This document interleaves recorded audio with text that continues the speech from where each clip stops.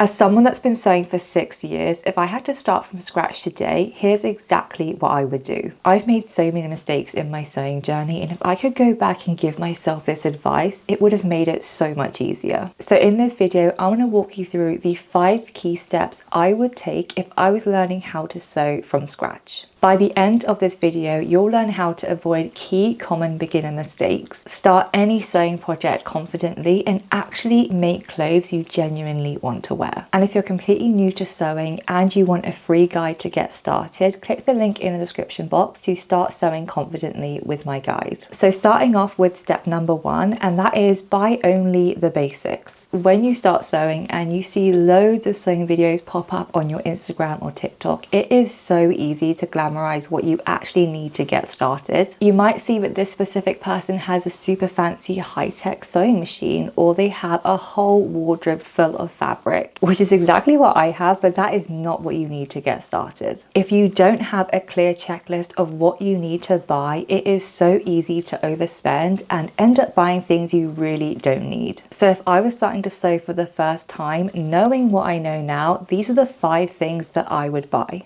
Number 1 is a simple and cheap sewing machine. Something like the Brother LS14S is such a great beginner-friendly machine, and it's under £100. Honestly, buying an expensive machine when you first start sewing is kind of like buying a brand new car when you don't even know how to drive yet. You don't even know if you're going to like the act of sewing, so save your money and buy a sewing machine that fits your budget first. Number 2 is to buy a good pair of dressmaking scissors. Ideally, you'll want to have 2 pairs of scissors when you're sewing. One is going to be dressmaking scissors, and that's what you're going to use to cut fabric nice and precisely, and the other pair is just any ordinary scissors you have lying around the house, and you're going to use that to cut paper patterns. If you want to start sewing right away and you're thinking you can kind of skip the step of buying a good pair of scissors, trust me when I say they are so important and crucial when you're making clothes. Number 3 is a simple iron. Most people have an iron at home. If you don't have one, definitely try and borrow one from a family member. It does not have to be fancy, just something that you find nice and easy to hold.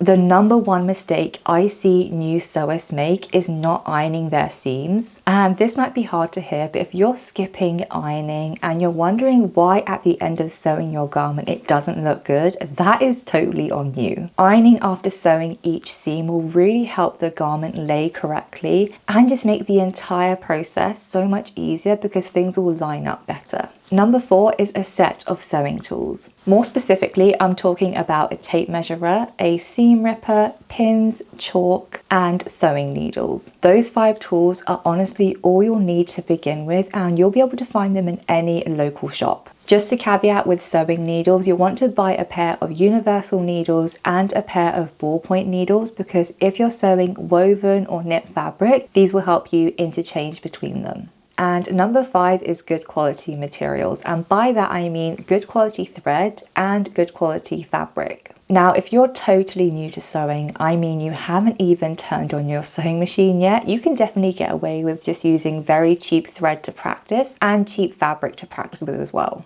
But when it comes to actually sewing garments you're gonna wear, it is a non-negotiable. You need to use good quality thread and fabric to start with. For thread, I recommend brands like Gutermann or Mettler, and for fabric, you're gonna wanna stick with easy to handle fabrics, things like cotton or linen, and that will just make sure the garments you're making will actually last through the wash, and it will be so much easier to sew with. If you start sewing with very slippery fabric like satin or even viscose, you're actually setting yourself up to fail because it's so much harder to handle and it just moves and slips around when you're actually sewing. Step number 2 is to skip using traditional patterns. I began my sewing journey walking into my local hobbycraft store and just browsing the pattern section, and when you go in there you'll notice they're filled with patterns from Vogue, Simplicity, McCall's and Butterick. A lot of people start sewing with these types of traditional patterns, but personally I actually found them really hard to understand, especially if you're a beginner. How many times have you started building a piece of furniture and you've opened up the manual and you felt so overwhelmed you just give up instantly? It's because they feel so confusing and overwhelming, especially when you're really trying to understand it and it still doesn't make any sense. So if I was starting to sew for the first time and I know I'm more of a visual learner, I would definitely pick independent patterns instead of traditional ones. Designers like myself make their own sewing patterns that you can actually download and print at home, and they come with really beginner-friendly step-by-step instructions. These types of patterns generally come with much more hand-holding guidance, and the steps are broken down so much more clearly than the traditional ones. I definitely recommend websites like the Fold Line to find a range of independent sewing pattern designers super easily. When you first start sewing and you sit down at your sewing machine and you look at the first step of a pattern, it can be so overwhelming if you don't know what goes where. So another great bonus of using independent patterns is a lot of them will come with video tutorials hosted here on YouTube, so you can actually visualize step by step how to start with a pile of fabric and the whole process to making the finished dress. Now let's get to step 3, which is to detach from your clothing size. This is where most people make the biggest mistake. You know what your clothing size is in H&M, for example. Let's say I'm a size 10 at H&M. 9 out of 10 times, if I go into any other high street shop, I'm probably going to be the same size 10 across all of them. But the same principle does not apply when it comes to sewing patterns. Let's say you start sewing a dress pattern and you go ahead and take your tape measure and you go ahead and measure yourself just to see what size you should sew. But instead of being a size 12, which is what you would normally buy at H&M, you might find that when you look at the pattern measurements, it's telling you to sew a size 16. If you decide, you know what, I'm usually a size 12, I'm just going to go ahead and sew a size 12, I can tell you now that is not going to fit. I can see why this can be confusing, but the reality is that these numbers are arbitrary and they don't really mean anything. Sizes and numbers can definitely hold some meaning to us, but when you're sewing, the goal is actually to make clothes that fit you and your body, not the other way around. So when you measure yourself, and if you do find you fit into a larger size than you normally are, go ahead and sew the size it tells you to sew, and then you can always make adjustments if you find it too big or too small. The fun part of sewing is actually making clothes that fit you and that actually make you feel confident, and it's so rewarding when you finally get that right. Just remember that each sewing pattern designer will have their own size chart, so you might actually fall into different sizes across different brands as well. Definitely try to measure yourself every few months so you're making sure you're sewing clothing for the body you are right now.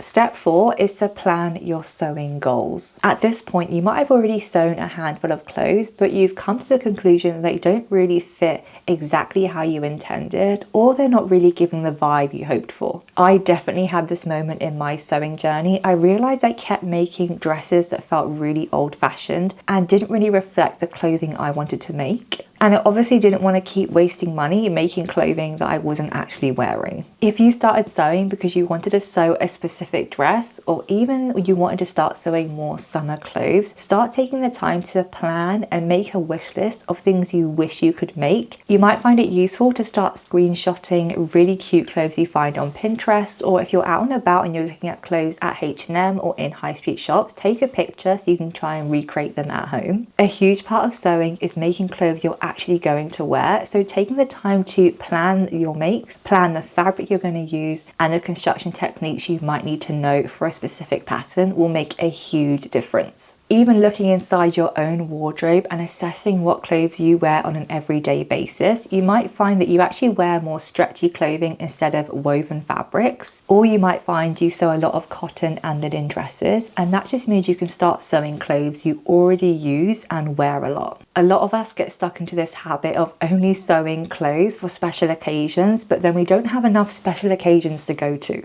My last step is to start small and be consistent. How many of us have told ourselves we're going to start eating healthier tomorrow, or we're going to start going to the gym in the evenings, but understandably we're too tired to go after work? So many of us try to start sewing, but we'll only start when we have a whole free sewing day ahead of us. We'll only start sewing when we have everything we think we need. But the reality is, to start sewing, you just have to start. Start sewing straight lines on scrap pieces of fabric, or open up your manual and learn how to thread and rethread your sewing machine. Take 2 pieces of fabric and put them together and start sewing a seam, and learn how to press that seam open correctly. You don't need to start sewing with a specific project in mind. You just need to start getting more comfortable with your sewing machine, and that will put you in the right direction. When you do end up picking a pattern, why not try a pattern that you can complete in a day or an afternoon? Something that's going to be really easy and not complicated to follow. I recommend patterns like my Anita camisole or my Margot pinafore, and they both come with video sewing tutorials. I personally like to break down my sewing projects in manageable chunks. So let's say I'm working on a dress pattern. You might say to yourself before you start work, you're going to cut out your fabric, and then the next day you might say to yourself, I'm going to sew steps 1 to 2. And after that, the next day you might say to yourself, I'm going to sew steps 3 to 5. And you keep going in that small and consistent pace to get the project finished. You don't need to wait for the perfect sewing day to come on a weekend. You can do this throughout the week, especially when you break things up into a manageable pace for you. When I first started sewing, I remember I used to get so excited, I'd actually forget to do things like iron my seams, or I would just purposefully rush the project so I could finish it. But that always ended up in a project that never fit me quite well, and I would never actually wear the garment in the end. Sewing is not a race, and the end goal should be making clothes you actually enjoyed sewing and that fit you well. So if I was learning how to sew from scratch today, this is exactly how I would do it. I'd buy only the basics first, and I'd skip using traditional patterns and use independent ones instead. I'd try to detach from my clothing size, and I'd plan my makes so I know what I'm going to sew is going to work with my wardrobe. And most importantly, I'd start small and stay consistent, because you don't need endless hours to start sewing. You just need the willingness to try working towards a small goal as often as possible. I'm not going to lie, you're probably going to make a lot of mistakes as you start your sewing journey, but as long as you keep trying, you make notes of what is and isn't working, and you focus on your sewing goals, you will get there. If you found this video helpful, definitely check out my range of beginner-friendly sewing patterns, and also download my free Sew Confidently guide. They're both linked in the description box below so you can get started sewing. Thank you so much for watching, and I'll see you in the next one.